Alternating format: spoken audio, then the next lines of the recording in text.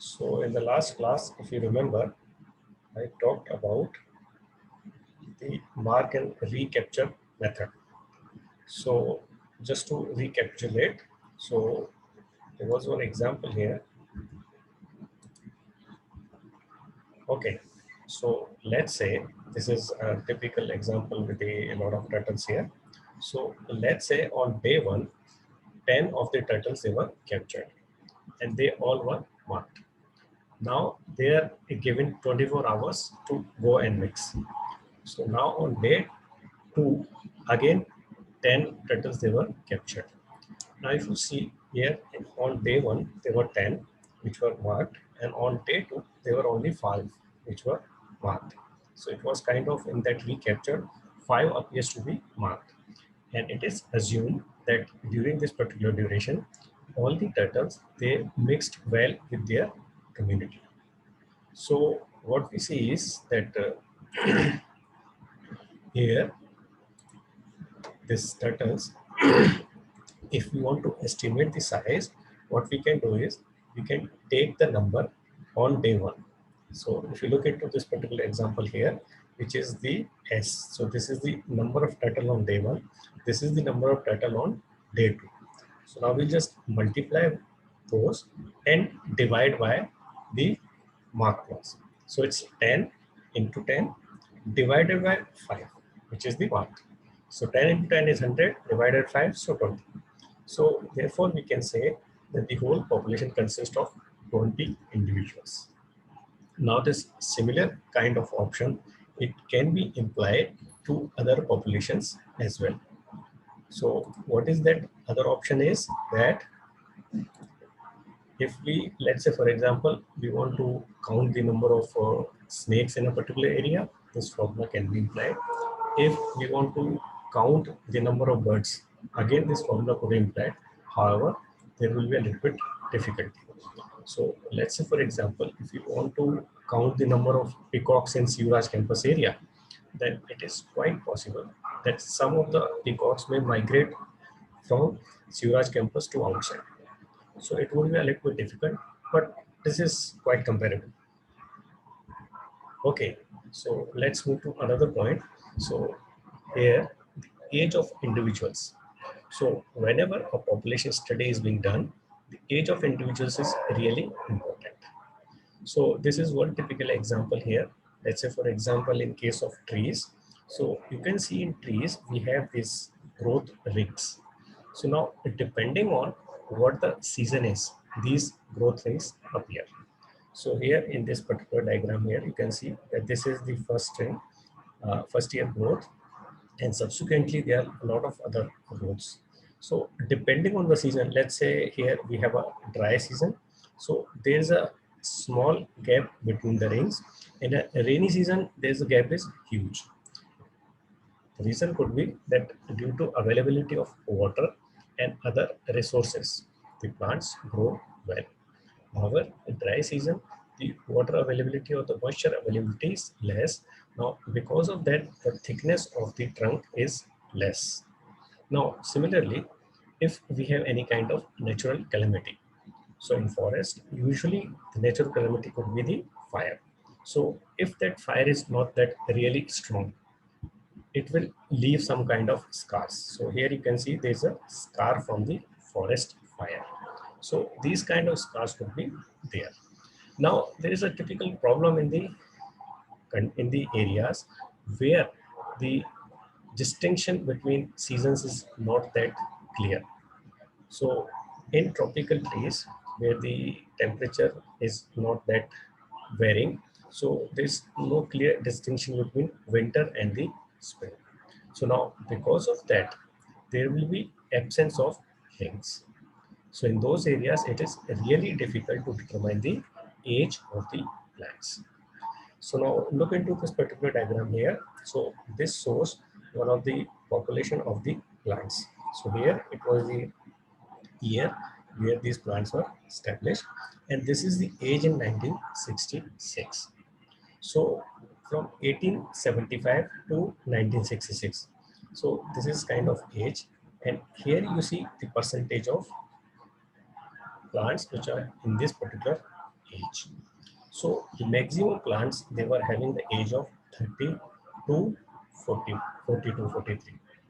So before that they were less, and after that they were less. So maximum of the plants, they survived, or you can say the mature adult trees, they were in the range of 30 to 45.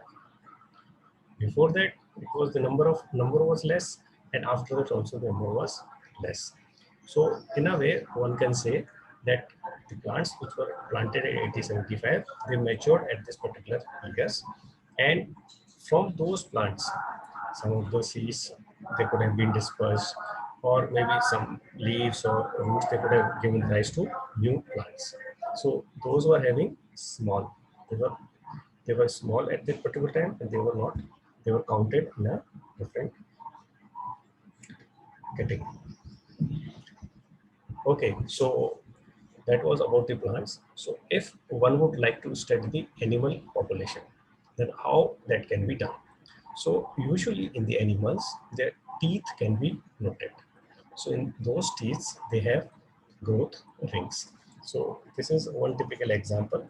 This is a tooth section of a 4-year-old black bear. So here, if you know that the tooth structure, the tooth which fitted into the gums, that part is called the cementum. And below that tooth, we have this dentine. And outside, we have the enamel. So this dentine kind of attached to the gums via cementum.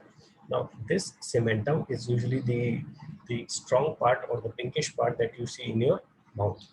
So that rigid part, it has specific rings, these annuli.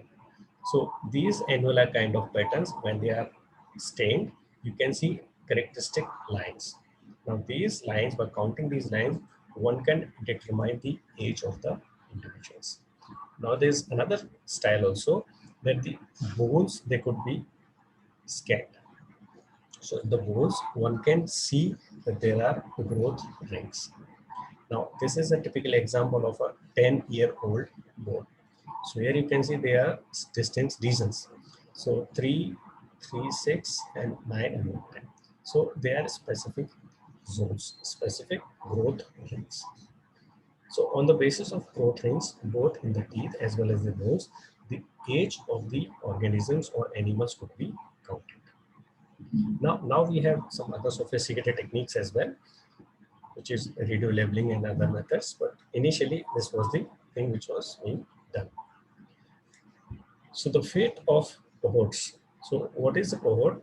So it is a population study where a group of individuals is followed from beginning of their life to death. So these kind of cohort studies, they are usually done to determine what is the life pattern, what is the lifespan of individuals, what is their maturity life, and what is their adult life, and at what time they start to reproduce, and at what time they die. So in a way, the complete life history could be tracked using this cohort system. So usually in cohort, these individuals, they are of same age. Now, same age means that if you are following, let's say, one species which have grown at the same time, let's say we want to investigate some trees, so their seeds are sown in a particular area. So almost they all will germinate at the same time. And it is quite possible that if they survive the harsh conditions, so their age will almost be similar. So depending on since they have germinated in a gap of couple of days, so their age tends to be similar, and also their growth will also be similar. So now we can understand, or we can investigate the pattern. The pattern that when they have flowers, when they have fruits, and when they have seeds, and ultimately when that particular tree or plant will die. So this kind of cohort studies, it is from the data that we obtain, it is about the whole population. So we can say that whole population will have the same dynamics. So these kind of cohort studies, they can be done in a population which has short lifespan.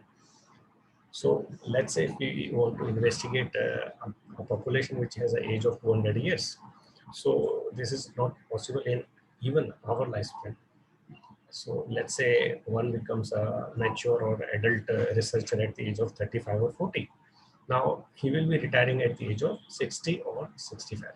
So he has a working duration of 20-25 years. So in that particular duration, he can investigate only those organisms which are falling or which are having a total lifespan of 20 to 25 years. It's not much.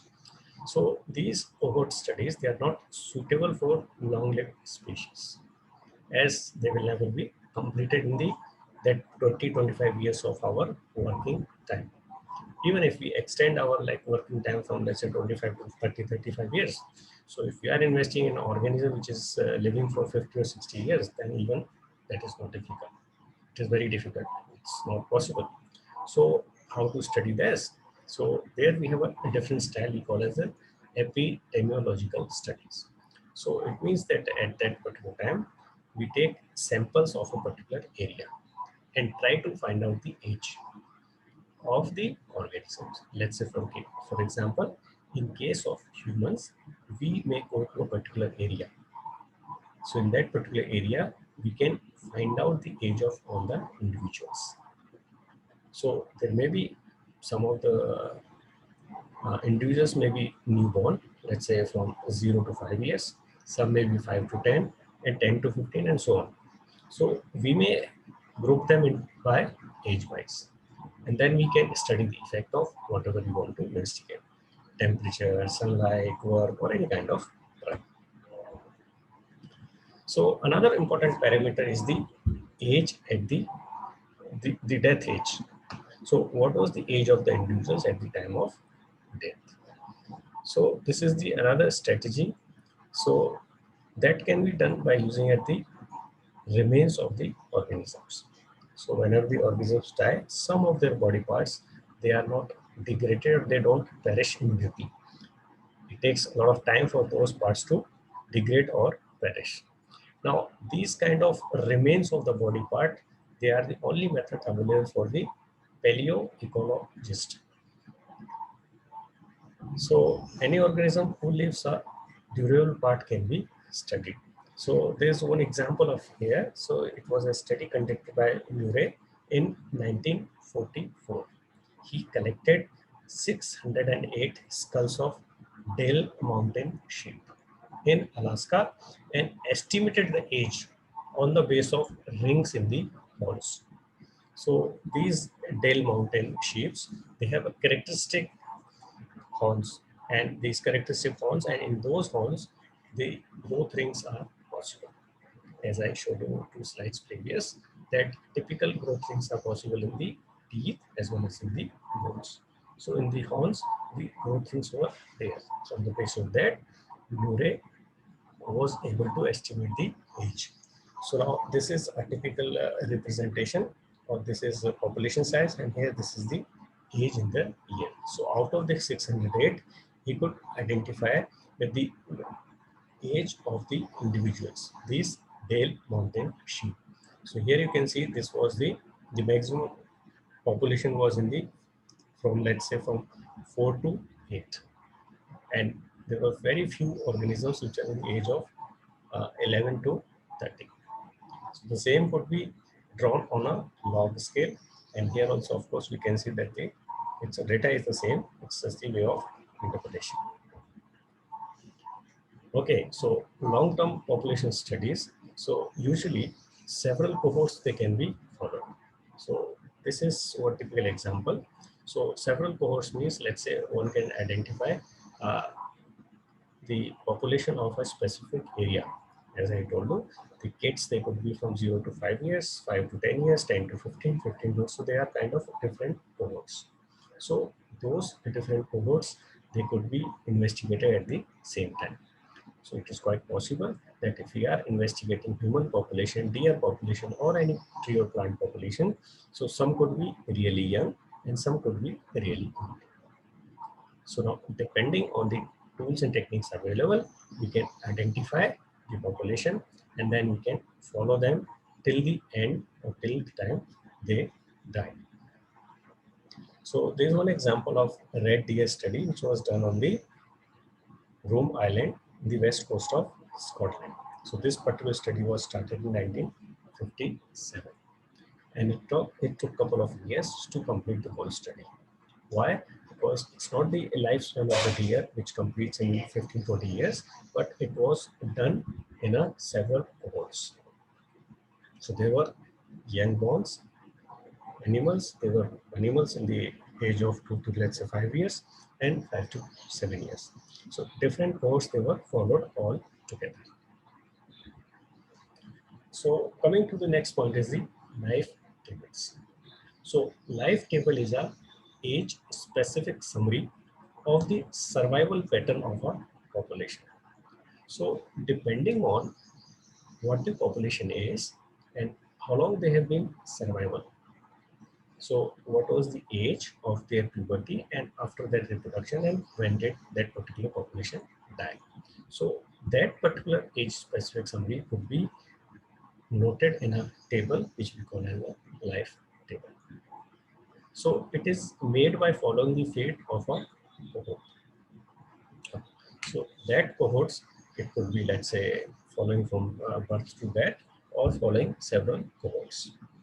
So ideally it is being done by following a single cohort. So those organisms which has a low, short or low lifespan, so their lifespans could be easily made. So the life table of Belding's ground squirrel reveal many things about this population. So I'll give you one example here that here you can see this particular table here. So this particular table is about the life table for Belding's ground squirrel. So it was done on Tioga Pass in Sierra Nevada of California. So here we see that this was the age of the squirrels from 0 to 1, 1 to 2, so similarly up to 9 to 10. So here we have a population of females and here we have a population of males. So let's see on the other side where I have just taken the half part of it. So if we look at the age of the squirrels, so from here what we see is that the age of squirrels from this particular, so 0 to 1, so this is what we have the, so at the start of the year 337 squirrels were alive. So if we taking this as the 100%, we say that this is 1, and at the that particular year 207 died. So if we take the 207 divided by 37, we come to the death rate. So death rate was almost 60%. So it was only 40% of the squirrels, female squirrels, they survived. And the life expectancy from here is 1.33. So similarly, if we go down the age, so 1 to 2 is 252, and similarly 9 to 10 is only 1. So these females, so if we look at here, their numbers are going down everywhere. However, there's one important point is to be noted is that at the age of 1 to 2, 0 to 1 and 1 to 2, the death is more from 50 to 60%. And when they are reaching a maturity, let's say age of 7 to 8 or 8 to 9. So here the percentage death is a little bit lower. So the best that one could find is at the age of 7 to 8, only 20%. However, at 8 to 9, it's 70. And again, from 9 to 10, it's 100%. So in a way, one can understand that the life of those females is not more than 10 years. So the ideal ages will be 2 to 7, where we are getting somewhere around 40 to 45% death only. Somewhere around 50 to 55, 50 to 60% of the population is surviving. So let's look at the number of males as well. So in the males, initially it was 349 and the death was 227. So here the percentage is 65%. So 65% of the males are dying. So if you go a little down, so here we can see the number is quite consistent. So in a way, one can say that at all the different age groups, the number of females survival was more. The death rate was less. And also the males, they could survive only up to the age of 5 to 6 years. So from these two tables, we can come to the conclusion that the females have more life expectancy. Their age is more as compared to the males. And also the number of males they are dying is more. There is more death occurring in the males. So now on the basis of these life tables, one can speculate or one can try to find out the reasons as well. Is it the climatic condition or it is the natural process because of which the number of males is less? Okay, so the next point that we are coming to the population pyramids. So these population pyramids, they are a graphical representation of the age, sex composition of a population. So this is a typical example of India. So here we see there's a population of 13 billion people here. So what we see is that this is on the y-axis we have the age and here we have the percentage. So this blue depicts the males and this reddish pink depicts the females. So at every age group, we can see the percentage of population, the male as well as the female. So as the age is increasing, the number of individuals surviving is also decreasing. So in a way, we can say that with the increase in the age, the surviving population is decreasing. And also at the lower ages, the surviving population is more. So this kind of data, this is a kind of data that we get a pyramid shape, but it could be a irregular shape as well. So it depends from the species to species. Okay, so if we plot the life table into a curve, so that curve is called a graph. In a graph, is called a survivorship curve. So this survivorship curve could be drawn, and what we get is this kind of value. So if you remember from the life table for this red squirrel, the number of females they were growing above they could be surviving over the age of 8 years, and only couple of females they could reach this age of 4 or 5 years. So from this also we can get almost the same kind of information. However, it is a little bit easy to figure out from a survivorship curve as compared to the tables. In tables, you have to read, you have to go through each and every values.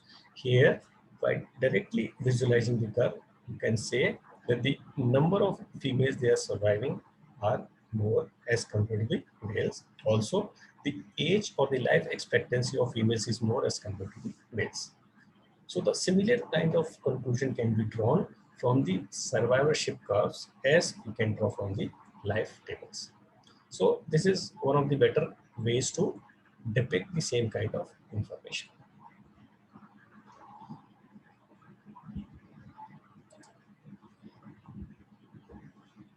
Okay, so now we can have three different type of survivorship curves. So type 1 is which has a low death rate during the early and the middle life, and an increase in death rate over the older age. So initially, let's say when the population has newborns or adults or teenagers, there the death is less. However, the population grows or matures, the death occurrence is more. So that we call as the type 1. In type 2 curve, the death is constant over the lifespan. So it doesn't matter. The life of the organisms is 2 years or 20 years or 50 years. That is constant. That is called the type 2 curve. So type 3 curve is the high death rate among the youngs. So and low death rate among the adults or the survivors. So that is the kind of type 3. So it is quite possible that in some of the organisms, some of the populations, the young ones, they die more than the adults. So this is how it could be represented. So if we take the values as log scales, so this squirrel, which was having a lifespan of 6 to 8 years, so there we have this straight curve, because the percentage of squirrels dying was almost like 45 to 60% at every age. However, in case of humans, so what we see is that the number of people surviving up to the age of 50 or 60 is more. So as the age goes up, the more and more people they die. So let's say around 80 to 90 is the maximum number of people die. And if we talk about some lower organisms, so like mollusks or fishes or maybe uh, turtles and all those, so they lay thousands of eggs. There are thousands of newborn species. However, only few survive till the age of maturity, or few of them they attain adulthood. So in a way, we can say that we get this third type of curve. So directly looking from this, what one can speculate that curve one here, there is less death in the young ones and more death in the elder period. In curve two, the death is constant. It doesn't matter what the age is. In curve 3, the death is more in the young ones or when the population is younger as compared to the adults. Okay, so we talk about another term also, which is called the reproductive rates. So for some species with sexual reproduction, so demographers, they would like to investigate the female population only. So now on the basis of that, the reproductive table can be made. So that reproductive table depicts at what time the females started to reproduce, what is the age, and it also defines the reproductive pattern of the population. So let's see an example here. So this is again the example of the uh, squirrels here. So what we see is that this is column A is about the age, and this is the proportion of females weaning a litter. So weaning means like teaching them to feed. Litter is, if you don't understand, this is the young ones.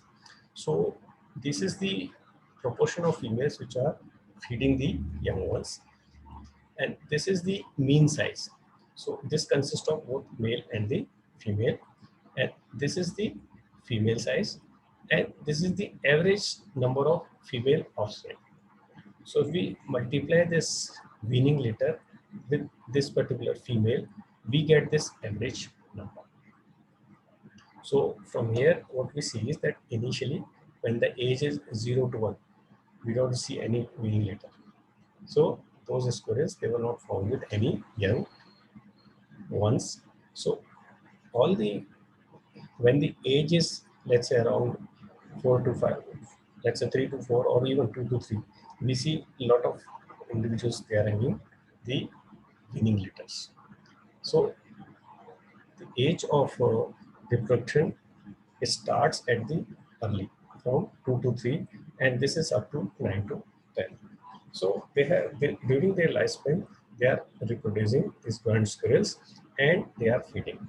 So here also what we can see that the number of litters, the female ones, they are more at lower time, at the lower age. As the age matures, the number goes down. And the number of female offspring, even that is also high when the age is 3 to 6 years. And when the age is matured, the number goes a little bit down. So